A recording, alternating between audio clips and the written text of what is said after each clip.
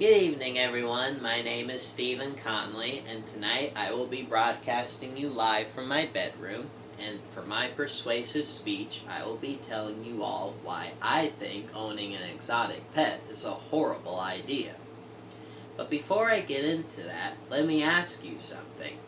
Why is it that people insist on owning an exotic, dangerous animal?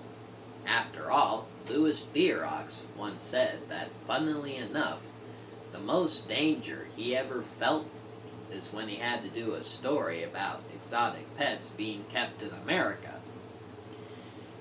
Now, why would he feel this danger, you may ask? Well, as I explained to you why owning an exotic pet is a dangerous idea, maybe you'll understand his feelings. And those reasons why owning an exotic pet is a dangerous idea is because the more people own exotic animals, the more the animal population will decline, exotic pets can't be trusted, and exotic pet owners tend to release their vicious friends wherever they wish. And that's horrible, in my opinion. It's horrible. So sit back, relax, and pay very close attention to what I'm about to tell you. Because if you do, it could save your life, the life of that animal, and your friends. Now, first off, the more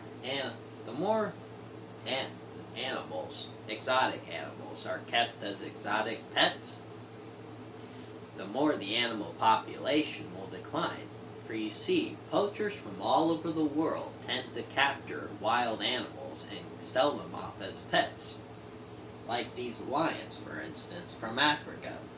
And if poachers keep up this get-rich-quick scheme, it can mean major disaster for both the food chain and the environment. For you see, lions tend to feast on zebras and gazelles and other herbivores.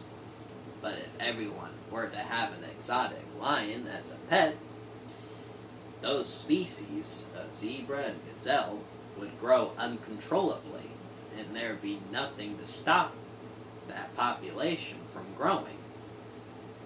Not only that, but it can hurt the lion mentally, plus chimpanzees, like this picture of one on the right. For you see, there once was a woman named Sandy Harold who owned this chimpanzee, in which she named Travis. But one day, Travis was in his cage and went berserk. And he went berserk by grabbing the bars of his cage and shaking himself uncontrollably while hollering. Now, if I had a pet chimpanzee, and if it was going crazy like that, I would sell it off to a zoo before it either hurt himself, anyone else, or even me. Now you're going to understand why Louis Theroux felt a sense of danger when he did a story about exotic pets in America, and hopefully you'll understand his feelings. And that reason is that exotic pets simply cannot be trusted, as you will see in a minute. Oh, here we go. For as I've said, exotic pets cannot be trusted. For people have this tendency to think that by owning an exotic pet from the wild, or exotic animal from the wild, they think that they can create this awesome bond and trusting bond.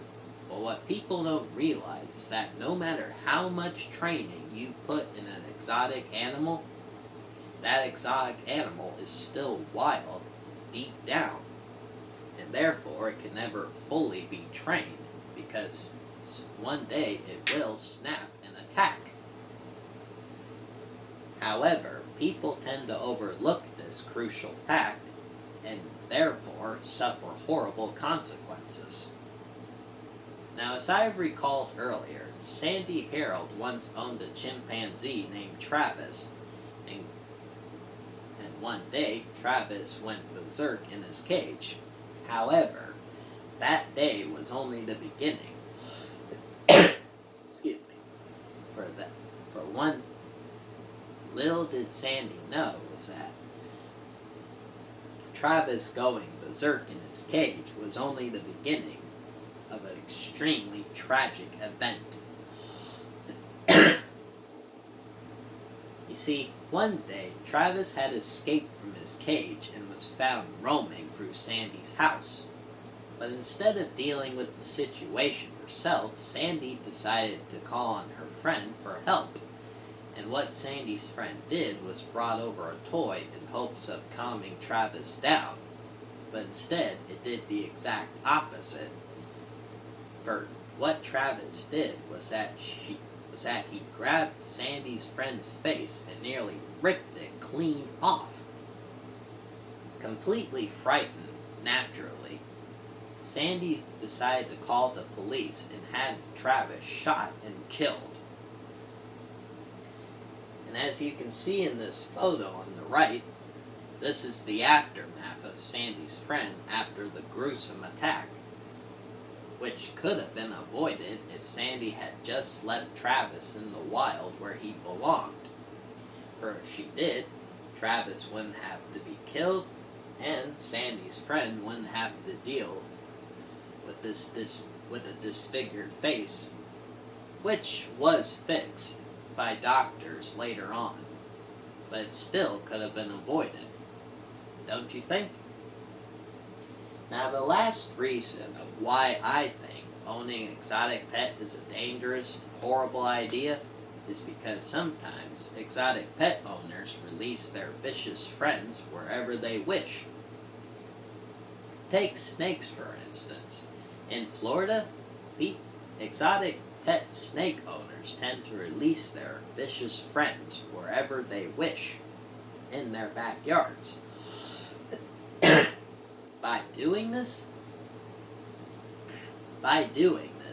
it could create a major disaster area for both neighborhood kids and small pets. Because well, hold on.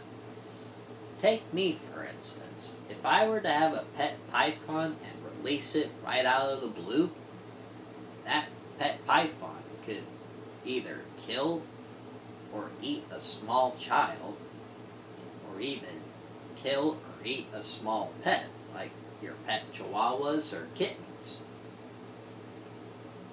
And all because sometimes people can carelessly release their vicious, slithering pals wherever they want, without any regards to their neighbors.